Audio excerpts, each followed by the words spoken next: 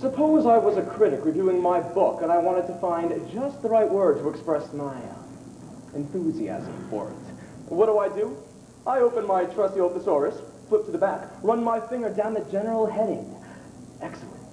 Subtopic, skillful. Turn to page 731. I run my finger down the right-hand side of the page until I come to the exact and perfect word for it. And that word is... Dull.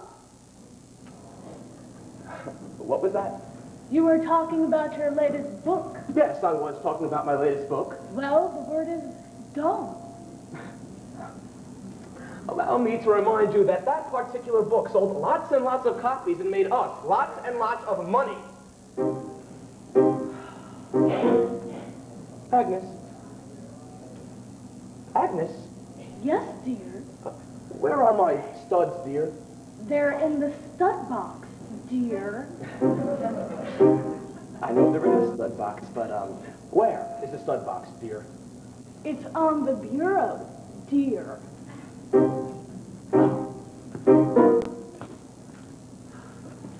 Agnes, where is my watch, dear? It's in the drawer, dear. Drawer?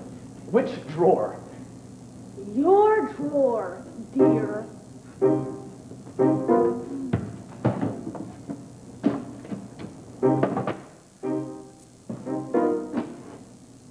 I don't believe it. It was in your drawer, dear. Oh? Well, someone must have put it there. You can't argue with that.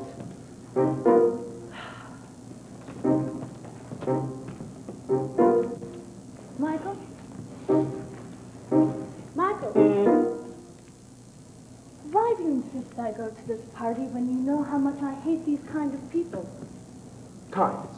What? These kinds of people, not kind of people. You know, Agnes, I should like to remind you that those kinds of people are the people largely responsible for the success of my latest book. Oh, Agnes, you do hurry. I am the guest of honor. Michael, you know something? You've changed. Well, so have you.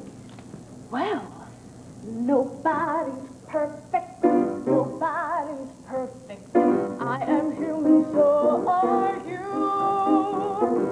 Nobody's perfect. Nobody's perfect. Here is what we ought to plan to do.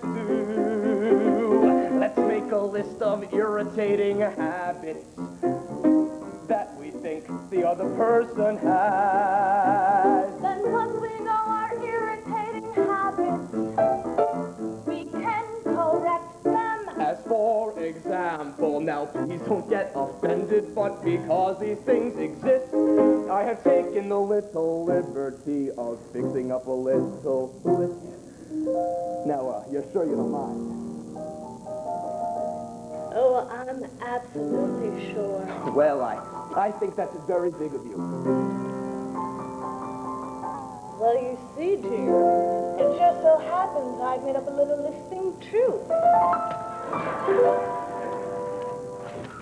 A pair of socks do not represent the end of the civilized world. If you're out of socks, believe me when I say that there's bound to be a more effective way to get them washed than to stand in your door in the middle of the kitchen screaming, "Someone has stolen my socks!"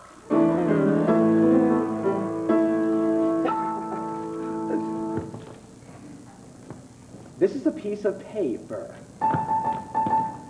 This is a column which, as you see, I have placed on this piece of paper. This is a list of receipts and bills, what we may call household expense, which I have entered along this line, forming a business-like design inside this column which I prepared upon this piece of paper. This is the total of all those bills. It represents a month's expense, the whole outlay in checks and cash that went for the rent and the corned beef hash. In short, the sum and net result of all those figures inside this column which I prepared upon this piece of paper. Now this, as you know, is a statement from the bank. And must be compared with the total results of all those figures inside this column if we are to know in terms of cost just how much money we've made or lost, how far in fact we've come or gone. What I'm trying to say is, honey, you're overdrawn. Again.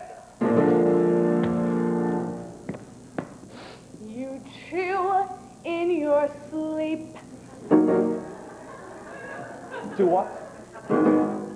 You chew. You go like this. Mwah, mwah, mwah, mwah. I don't. You do. I've never done that one time in my life. Darling, please remember I'm your wife. You chew in your sleep. You do it frequently. But that's absolutely awful. I quite agree. You are always late. You are always early. We're totally dressed and ready to go. I open the door, but do we make it? No! It's where are my gloves, my gloves, my gloves, and where is my purse, my purse, my purse? Where are my keys? Where is my hat? Where is my this? Where is my that? If I protest, it only makes things worse. Oh, hat and gloves, keys and purse, pain in the neck, terrible curse, and I would simply like to state that if you ask me what I hate, it's horrible, horrible habit you have of always being late. I start to tell a story, an amusing anecdote I've read. When I start to tell a funny story, I get flustered because I know what lies ahead. It always happens when I start to tell a story. It makes no difference where we're at. When I get where the joke should be, you say it just ahead of me. I mean to say it drives me mad. You give me Russian dressing, which I happen to detest. You take the morning paper and you steal the part that's best. Every night since we've been wed, you've worn cold cream into bed. Every night beneath the sheets, must you look like trick or treat?